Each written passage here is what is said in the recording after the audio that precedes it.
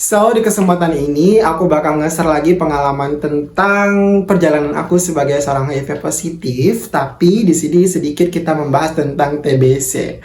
Nah, kenapa aku di sini pengen bahas tentang masalah bakteri TBC ini? Karena pada tanggal 7 Juli 2022, aku diundang juga oleh pembimbing aku untuk menghadiri seminar tentang TBC. Nah, apa ya hubungan TBC dengan HIV? Nah, kita akan bahas di sini. Dan disclaimer dulu, di sini aku hanya berbagi sebisa dan setahu aku aja karena aku bukan seorang dokter.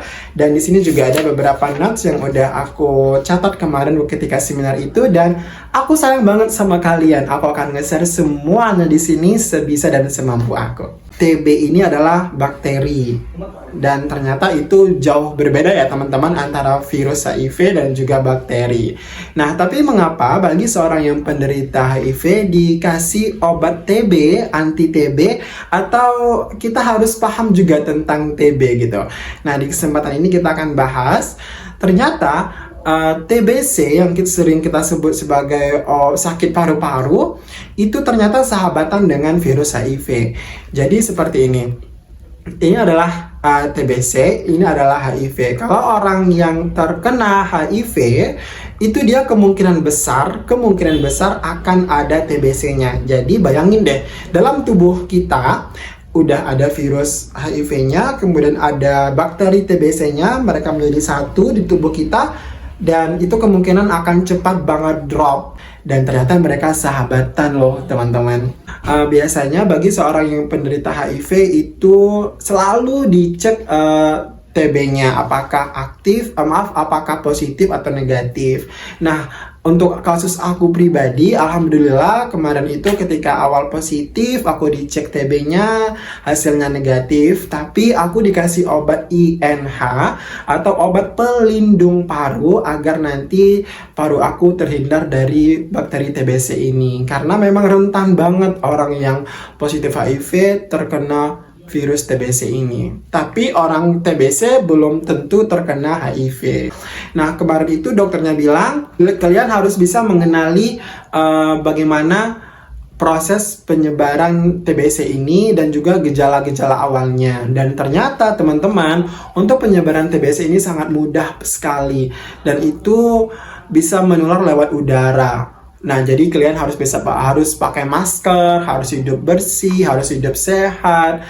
Terus pakaiannya jangan gonta-ganti sama orang lain, piringnya nggak boleh gonta-ganti sama orang lain, karena TBC itu ternyata bisa menular lewat air ludah, lewat keringat, ternyata bisa menularkan dengan hal-hal seperti itu. Nah, kemudian ciri-ciri bagi seorang yang terkena TBC itu pertama yaitu adalah demam, batuk, flu, tapi itu berbulan-bulan gak sembuh-sembuh. Kemudian nafsu makannya berkurang, menurunnya berat badan yang secara drastis. Kemudian adalah keringat di malam hari. Jadi kalau kalian pernah merasakan gejala-gejala tersebut, monggo silakan ke dokter berobat. Nanti kalian akan dilakukan pengecekan TB-nya.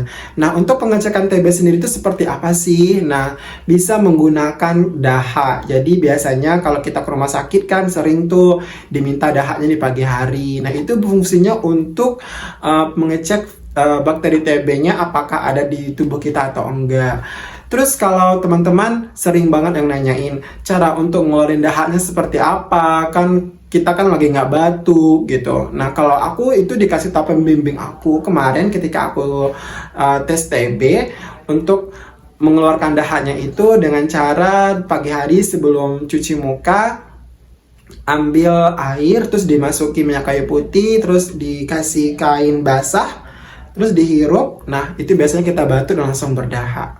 Dan bahkan banyak orang di luar sana yang dimana mereka mengetahui kalau mereka positif HIV ketika mereka terkena TB. Dan itu banyak banget kasusnya.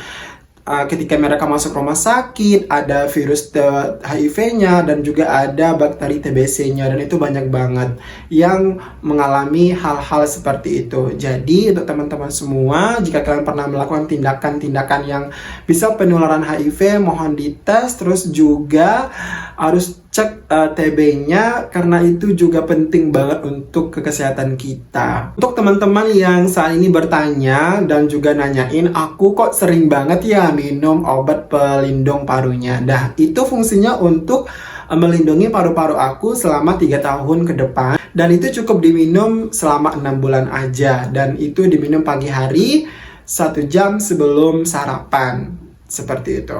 Tapi kalau kita telat untuk minum INH-nya, kita boleh kosongin perut kita lagi, kemudian minum obat lagi, kemudian baru makan lagi. Mau itu siang ataupun malamnya. Tapi dianjurkan pagi hari ketika kita bangun tidur.